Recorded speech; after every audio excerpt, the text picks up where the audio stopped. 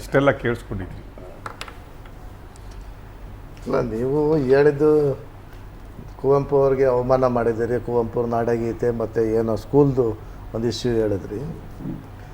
ಖಂಡಿತ ನಾವು ಕುವೆಂಪು ಅವ್ರಿಗೆ ಅವಮಾನ ಮಾಡ್ತಕ್ಕಂಥದ್ದೇ ಆಗಲಿ, ಕುವೆಂಪು ಅವರ ನಾಡಗೀತೆಗೆ ಅವಮಾನ ಮಾಡ್ತಕ್ಕಂಥದ್ದಲ್ಲಿ ನಮ್ಮ ರಕ್ತದಲ್ಲೇ ಇಲ್ಲ. ಕುವೆಂಪು ಅವರು ಈ ದೇಶ ಕಂಡಂಥ ಒಂದು ಅಗ್ರಮೇವ ಸಾಹಿತಿಗಳು, ಅದರಲ್ಲಿ ಎರಡು ಮಾತಿಲ್ಲ. ಅದರ ಪಕ್ಕನಾಗಿ ಅವ್ರು ಏನು ಹೇಳಿದ್ದಾರೆ ಅಂದರೆ, ಸೆಕ್ರೆಟ್ರಿ ಮತ್ತು ಅಂಡರ್ ಸೆಕ್ರೆಟ್ರಿ ಅವರು ಮಿಸ್ಲೀಡ್ ಮಾಡ್ಕೊಂಡಿದ್ದಾರೆ, ಅದು ಒಪ್ಕೊಳ್ಳೋಣ. ಹಾಗಾಗಿನೇ ಇವತ್ತು ಮಂತ್ರಿಗಳಿರ್ಬೋದು, ಮುಖ್ಯಮಂತ್ರಿಗಳಿರ್ಬೋದು ಕರೆದು ಅವ್ರಿಗೆ ಸರಿಯಾಗಿ ಹೇಳಿ ಮಾಡಿದ್ದಾರೆ. ಅವ್ರು ಏನು ಹೇಳಿದ್ದಾರೆ ಅಂದರೆ, ನೋಡಿ ನನ್ನ ಹತ್ರನೂ ಆ ಕಾಪಿ ಇದೆ. ಅವ್ರು ಏನು ಹೇಳಿದ್ದಾರೆ ಅಂತಂದರೆ, ನೀವು ಅನುದಾನಿತ ಇರ್ಬೋದು ಅಥವಾ ಸರ್ಕಾರಿ ಇರ್ಬೋದು, ಪ್ರಾರಂಭದ ಕಾರ್ಯಕ್ರಮದ ಪ್ರಾರಂಭದಲ್ಲಿ ಆ ನಾಡಗೀತೆಯನ್ನು ಆಡ್ಬೋದು ಅಂತ ಹೇಳಿದ್ದಾರೆ. ಹಂಗಾಗಿ ಕೆಲವೊಂದು ಈಗ ಮನುಷ್ಯ ಆದಮೇಲೆ ನಡಿಬೇಕಾದ್ರೆ ಎಡುವುದು ಸಹಜ. ಹಾಗಾಗಿ ಅಧಿಕಾರಿಗಳು ತಪ್ಪು ಮಾಡಿದ್ದಾರೆ. ಇವತ್ತು ಮಂತ್ರಿಗಳಿರ್ಬೋದು, ಮುಖ್ಯಮಂತ್ರಿಗಳಿರ್ಬೋದು, ಅವ್ರಿಗೆ ಒಂದು ಸಲಹೆಯನ್ನು ಕೊಟ್ಟಿದ್ದಾರೆ. ಆ ಸಲಹೆಯಿಂದ ಅವರು ಮುಂದೆ ಏನಾಗ್ತದೆ ಅನ್ನೋದನ್ನು ಅವರು ಗ್ರಹಿಸಿ ಅದಕ್ಕೆ ಒಂದು ಅಂತ್ಯವನ್ನು ಹಾಡಿದ್ದಾರೆ. ಹಾಗಾಗಿ ನಾವು ಯಾವುದೇ ರೀತಿಯಲ್ಲೂ ಕುವೆಂಪು ನಾಡಗೀತೆಗೆ ಆಗಲಿ ಅಥವಾ ಅವ್ರಿಗೆ ಆಗಲಿ ಅವಮಾನ ಮಾಡ್ತಕ್ಕಂಥದ್ದು ನಮ್ಮ ರಕ್ತದಲ್ಲೇ ಇಲ್ಲ, ಕಾಂಗ್ರೆಸ್ ಇತಿಹಾಸದಲ್ಲೇ ಇಲ್ಲ. ನೀವು ಒಂದು ಮಾತು ಹೇಳಿದ್ರಿ, ಮನುಷ್ಯ ನಡೆಯುವಾಗ ಎಡಬಹುದು ಸಹಜ ಅಂತ. ಆದರೆ ಯಾರು ಎಲ್ಲಿ ಎಡುತ್ತಾರೆ ಅನ್ನೋದು ಮೋಸ್ಟ್ ಇಂಪಾರ್ಟೆಂಟ್ ಆಗುತ್ತೆ. ಅದೇನೆ ಈಗ ಇಲ್ಲಿ ಒಂದು ಸಲ ಎಡವಿದ್ರೆ ಓಕೆ, ನೀವು ಡೈಲಿ ಎಡವುತ್ತಿದ್ದೀರಿ ಅಂತ ನಾವು ಹೇಳ್ತಾ ಇರೋದು. ಈಗ ಎಡವುದಾಗ ನೋವಾಗುತ್ತೆ, ಇಲ್ಲಿ ಕಾಲು ಇಡಬಾರ್ದು. ಈಗ ನೋಡಿ, ವಿರೋಧ ಪಕ್ಷ ಅಂತಂದರೆ, ವಿರೋಧ ಪಕ್ಷದ ನಾಯಕ ಅಂತಂದರೆ ಈ ಸ್ಯಾಡೋ ಸಿ ಎಂ ಅವರು ಒಂದು ರೀತಿ ಸರ್ಕಾರದ ಭಾಗವಾಗಿದ್ದಾರೆ.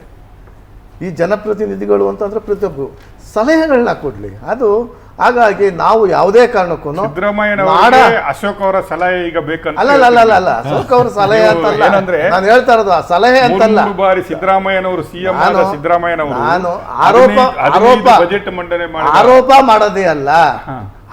ಮಾಡೋದೇ ಅಲ್ಲ ಅಥವಾ ಬೇರೆ ಬೇರೆ ಸಲಹೆಯನ್ನಾಗದ್ರೆ ನೀವು ಮಾಡುವ ಮುಂಚೆನೆ ಕೇಳಬೇಕು. ಅಲ್ಲ ಆರೋಪ ಮಾಡೋದೇ ಅಲ್ಲ, ಅಥವಾ ಸುಮ್ಮನೆ ಏನೋ ಒಂದು ಕ್ರಿಯೇಟಿವ್ ಅದು ನರೇಟಿವ್ ಅದೆಲ್ಲ ಅಲ್ಲ. ಸಹಜವಾಗಿ ಕೆಲವೊಂದು ಅಧಿಕಾರಿಗಳಿಂದ ಮಿಸ್ಟೇಕ್ ಆಗಿದೆ, ಒಪ್ಕೊಂಡಿದ್ದಾರೆ. ಮುಖ್ಯಮಂತ್ರಿಗಳು ಸಹ ಕರೆದು ಹೇಳಿದ್ದಾರೆ ಅದೆಲ್ಲ ಮಾಡಬೇಡಿ ಅಂತ, ವಾಪಸ್ ತಗೊಂಡಿದ್ದಾರೆ. ಅದಕ್ಕಾಗಿ ನಾವು ನಾಡಗೀತೆಗೆ ಆಗಲಿ, ಈ ನಾಡಿಗೆ ಆಗಲಿ, ಕುವೆಂಪು ಅವ್ರಿಗೆ ಆಗಲಿ ಅಲ್ಲ ಸರ್, ಈಗ ಬದಲಾಯಿಸಿದ್ರು ಘೋಷವಾಕ್ಯ ಅಧಿಕಾರಿಗಳು ಎಡವಟ್ಟು ಅಂದ್ರು, ಕೆರಗೋಡು ಧ್ವಜ ಪೊಲೀಸರು ಎಡವಟ್ಟು ಅಂದ್ರು, ಇದು ಈಗ ಮತ್ತೆ ಅಂಡರ್ ಸೆಕ್ರೆಟರಿ ಎಡವಟ್ಟು ಅಂತೀರಿ. ಹಾಗಾದ್ರೆ ಬ್ಯೂರೋಕ್ರೇಟ್ಸ್ ಅಥವಾ ಅಫಿಷಿಯಲ್ಸ್ ನಿಮ್ಮ ಯಾರ ಹಿಡಿತದಲ್ಲಿ, ಸರ್ಕಾರದ ಹಿಡಿತದಲ್ಲಿ ಇಲ್ಲವೇ ಇಲ್ಲ. ಈಗ ಏನಾಗುತ್ತೆ ಅಂತಂದ್ರೆ, ನಿಮ್ಗೊಂದು ಟೇಬಲ್ ಕೊಟ್ಟಿದ್ದಾರೆ, ನಿಮ್ ಟೇಬಲ್ ಬಂದಾಗ ಅಲ್ಲಿ ನೀವೇ ಸುಪ್ರೀಮು, ನೀವೇ ಜಡ್ಜು, ನೀವೇ ಅದರಿಂದ ದಾಟಿ ಬಂದಾಗ ತಾನೆ ನಾನು ಮಂತ್ರಿ, ಅಲ್ಲಿ ನೀವು ಇರ್ತೀರ ಸೆಕ್ರೆಟರಿ, ನಿಮ್ಮಿಂದ ನಮಗೆ ಬಂದಾಗ ಅದು ಗೊತ್ತಾಗುತ್ತೆ. ಅದಕ್ಕಾಗಿ ಆ ಸಮಸ್ಯೆಯನ್ನ ನಾವು ಸರಿಪಡಿಸಿದ್ದೀವಿ. ಈಗ ನಿಮ್ಮಿಂದ, ನಿಮ್ಮ ಟೇಬಲ್ ಇಂದ ನನ್ನ ಟೇಬಲ್ ಬಂದ್ರೆ ತಾನೇ ನಿಮ್ಮ ಫೈಲು. ಹಾಗಾಗಿ ಆ ಸಮಸ್ಯೆನ ನಾವು ಅಲ್ಲೇ ಪರಿಹರಿಸ್ತೀವಿ. ಅಧಿಕಾರಿಗಳು ಹೀಗೆ ಆದ್ರೆ ನಾವೇನ್ ಮಾಡ್ಬೇಕು ಅಂತ ನಮ್ಗೆ ಗೊತ್ತಿದೆ. ಅಧಿಕಾರಿಗಳ ಅಥವಾ ಶಾಸನನ ಇಲ್ಲ ಬ್ಯೂರೋಕ್ರಾಟ್ಸ್ ಅನ್ನೋದು ತೋರಿಸ್ಬೇಕು ಅಂದ್ರೆ ಅದು ಆಗ್ಬಿಡುತ್ತೆ. ಹಾಗಾಗಿ ಅದು ಈಗ ಅದು ಆಗಿದೆ, ಮುಖ್ಯಮಂತ್ರಿಗಳು ನಿರ್ದೇಶನ ನೀಡಿದ್ದಾರೆ, ಅವ್ರು ಮತ್ತೆ ವಾಪಸ್ ತಗೊಂಡಿದ್ದಾರೆ. ಹಾಗಾಗಿ ನಾವು ನಾಡಿಗೆ ಮತ್ತು ಕುವೆಂಪು ಅವ್ರಿಗೆ ನಾಡಗೀತೆಗೂ ಯಾವತ್ತೂ ಕೂಡ ವಿನಮ್ರವಾಗಿ ಒಂದು ದೊಡ್ಡ ಸಾಷ್ಟಾಂಗ ನಮಸ್ಕಾರಗಳನ್ನೇ ಇಟ್ಟಿರ್ತೀವಿ. ಹಾಗಾಗಿ ನಾವು ಆ ವಿಚಾರದಲ್ಲಿ ಯಾವ ವಿರೋಧ ಪಕ್ಷಗಳಿಂದ ಕಲಿತಕ್ಕಂಥದ್ದಾಗಲಿ ಅಥವಾ ಅವ್ರಿಗೆ ಅವಮಾನ ಮಾಡ್ತಕ್ಕಂಥದ್ದಾಗಲಿ ನಮ್ಮ ಕಾಂಗ್ರೆಸ್ಗೆ ಅದು ಇಲ್ಲ.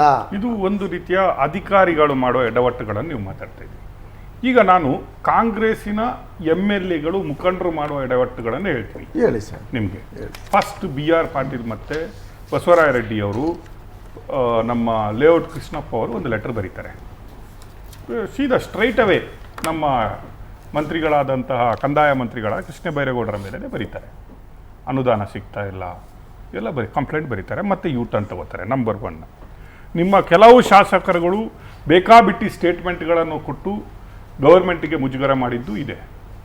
ಮೊನ್ನೆ ನಿಮ್ಮರೇ ಒಬ್ಬರು ಮುಖಂಡರು ನಮ್ಮದು 40% ಅಲ್ಲ, ನಮ್ಮದು 50% ಸರ್ಕಾರ ಅಂತ ಹೇಳ್ತಾರೆ. ಈ ಎಡವಟ್ಟುಗಳಿಗೆ ಯಾರನ್ನು ನೀವು ದೂಷಿಸ್ತೀರಿ? ಒಂದು, ಈಗ BR ಪಾಟೀಲ್ ಅವ್ರದ್ದು ಒಂದು ಹೇಳಿದ್ರಿ. BR ಪಾಟೀಲ್ ಅವರು ಹಿರಿಯ ಶಾಸಕರು, ಮತ್ತು ಅವರಿಲ್ಲ ಅಂತ ನಾವು ಹೇಳೋಕ್ಕಾಗಲ್ಲ. ಕೆಲವೊಂದು ಏನಾಗಿದೆ ಅಂತಂದರೆ, ಈಗ ನೋಡಿ ನೀವು ಕೃಷ್ಣ ಬೈರೇಗೌಡರು ಯಾವ ರೀತಿ ಕೆಲಸ ಮಾಡ್ತಿದ್ದಾರೆ ಅಂತ ನಿಮ್ಗೆ ಗೊತ್ತಿದೆ. ಇವತ್ತು ಕಂದಾಯ ಇಲಾಖೆಯಲ್ಲಿ ಭಾಳ ಅಗ್ರೆಸಿವ್ ಆಗಿ ಏನೇನು ಅಲ್ಲ, ನಾವು ಈಗ ಆ ಪ್ರಶ್ನೆ ಮಾಡ್ತಾ ಇಲ್ಲ. ಅಗ್ರೆಸಿವ್ ಆಗಿ ಕೆಲಸ ಮಾಡ್ತಿದ್ದಾರೆ. ಅಲ್ಲ, ಅವರ ಕೆಲಸದ ಬಗ್ಗೆ ಇಲ್ಲಿ ಕೆಲಸದ ಪ್ರಶ್ನೆ ಬಗ್ಗೆ ಅಲ್ಲ. ಇಲ್ಲಿ ಪ್ರಶ್ನೆ ಅಲ್ಲ. ಕೆಲಸದ ಬಗ್ಗೆ ಪ್ರಶ್ನೆ ಅಲ್ಲ. ಇದು ನಾನು- ನೋಡಿ, ಅಲ್ಲ, ಈಗ ಇದರಲ್ಲಿ ವಿರೋಧ ಅದು ಪಕ್ಷದವರ ಕೈವಾಡ ಇಲ್ಲ. ಇಲ್ಲ, ಅದನ್ನ ನಾನು ಈಗ ನಿಮ್ಮ ಪಕ್ಷದವರೇ ಮಾತಾಡ್ತಾ ಇರೋದು. ನಾನು ಕನ್ಕ್ಲೂಷನ್ ಕೊಟ್ಬಿಡ್ತೀನಿ. Let me complete. ಈಗ ಕೃಷ್ಣ ಬೈರೇಗೌಡರು ಯಾವ ರೀತಿ ಅಗ್ರೆಸಿವ್ ಆಗಿ, ಯಾವ ರೀತಿ ಮೋಟಿವೇಟ್ ಆಗಿ ಜನಗಳ ಹತ್ತಿರದಾಗಿ ಕೆಲಸ ಮಾಡ್ತಾ ಇದ್ದಾರೆ ಅಂತ ಈ ನಾಡಿಗೆ ಗೊತ್ತಾಯಿದೆ, ಜನಗಳಿಗೆ ಗೊತ್ತಿದೆ, ಮಾಧ್ಯಮಕ್ಕೂ ಗೊತ್ತಿದೆ. ಬಿ ಆರ್ ಪಾಟೀಲ್ ಅವರು ಏನು ಮುಖ್ಯಮಂತ್ರಿಗಳಿಗೆ ಬರ್ತಿದ್ದು ಏನು ಅಂತಂದರೆ, ನಮಗೇನು ಸ್ಪಂದಿಸ್ತಿಲ್ಲ ಅಂತನೋ ಏನೂ ಅಲ್ಲ.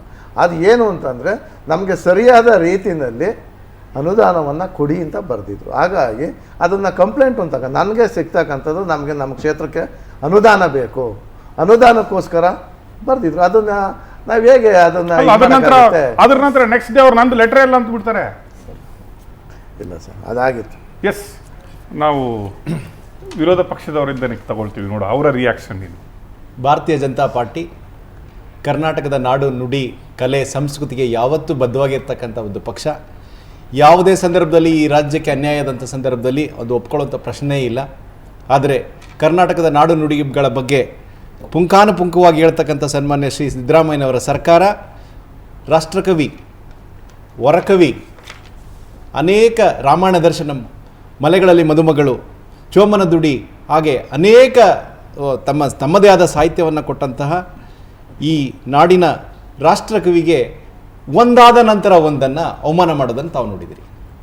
1956ರಲ್ಲಿ ಈ ರಾಜ್ಯ ಒಂದು ಭಾಷಾವಾರು ವಿಂಗಡಣೆ ಆದ ಸಂದರ್ಭದಲ್ಲಿ 2003ರಲ್ಲಿ ಕುವೆಂಪುರವರ ಒಂದು ಶತಮಾನೋತ್ಸವ ಸಂದರ್ಭದಲ್ಲಿ ಅವರ ಆತ್ಮಕಥನದಿಂದ ತೆಗೆದುಕೊಂಡಂತಹ ಒಂದು ಕರ್ನಾಟಕ ರಾಷ್ಟ್ರಗೀತೆಯನ್ನು ಆವಾಗ ಅದನ್ನು ರಾಷ್ಟ್ರಗೀತೆಯಾಗಿ ಮಾಡಬೇಕಂತ 2003ರಲ್ಲಿ ಬಂತು. ಅವತ್ತಿಂದ ಇವತ್ತಿನವರೆಗೆ ಯಾವುದೇ ರೀತಿಯಾದಂಥ ಸಮಸ್ಯೆ ಇರಲಿಲ್ಲ. ಅದರ ಒಂದು ಉದ್ದ ಮತ್ತು ಅದರ ಮತ್ತೆ ಸಮಯ ತಗೊಳ್ಳೋದ್ರ ಬಗ್ಗೆ ಚರ್ಚೆಗಳು ನಡೀತಾ ಇದ್ವಿ ಹೊರತು ಯಾರು ಆಡಬೇಕು ಯಾರು ಆಡಬಾರ್ದು ಅಂತ ಒಂದು ಉಲ್ಲೇಖ ಇರಲಿಲ್ಲ. ಇವತ್ತು ಕರ್ನಾಟಕ ಸರ್ಕಾರಕ್ಕೆ ಸನ್ಮಾನ್ಯ ಶ್ರೀ ಸಿದ್ದರಾಮಯ್ಯ ಮತ್ತು ಅವ್ರ ಮಂತ್ರಿ ವರಿಯರಿಗೆ ಇವತ್ತು ಸಡನ್ನಾಗಿ ಒಂದು ಕನಸು ಬಿದ್ದಿದೆ. ಏನು ಬಿದ್ದಿದೆ ಅಂದರೆ, ಒಂದು ಅಮೆಂಡ್ಮೆಂಟನ್ನು, ಒಂದು ತಿದ್ದುಪಡಿಯನ್ನು ತರ್ತಾರೆ. ಇವತ್ತು 16/2/2024 ತಿದ್ದುಪಡಿಯನ್ನು ತಂದು ಒಂದು ಭಾಳ ನಾಜೂಕಾಗಿ, ಭಾಳ ನೈಸಾಗಿ ಒಂದು ಅಮೆಂಡ್ಮೆಂಟ್ ಮಾಡ್ತಾರೆ. ಏನದಂತಂದರೆ, ಇನ್ನು ಮುಂದೆ ಸರ್ಕಾರಿ ಶಾಲೆಗಳು, ಅನುದಾನಿತ ಶಾಲೆಗಳಲ್ಲಿ ನಾಡಗೀತೆಯನ್ನು ದೈನಂದಿನ ಚಟುವಟಿಕೆಗಳಲ್ಲಿ ಆಡಬೇಕು. ಅಂದರೆ ಮೊದಲೇನಿತ್ತು, ಎಲ್ಲ ಶಾಲೆಗಳಲ್ಲಿ ನಾಡಗೀತೆಯನ್ನು ಆಡಬೇಕು. ಇಲ್ಲಿ ಮಿಸ್ ಆಗಿದ್ದು ಯಾವುದು? ಅನುದಾನ ರಹಿತ ಶಾಲೆಗಳು. ಈ ಅನುದಾನದ ರಹಿತ ಶಾಲೆಗಳು ಯಾರ್ದು? ಯಾರಿಗೆ ಈ ನಾಡಗೀತೆಯನ್ನು ಆಡಲಿಕ್ಕೆ ಅವಮಾನ ಅನಿಸ್ತಿದೆ? ಇದರ ಹಿಂದ್ಗಡೆ ಯಾರಿದ್ದಾರೆ? ಯಾರನ್ನ ನೀವು ತುಷ್ಟೀಕರಣ ಮಾಡಲಿಕ್ಕೆ ನೀವು ಮಾಡ್ತೀರಿ?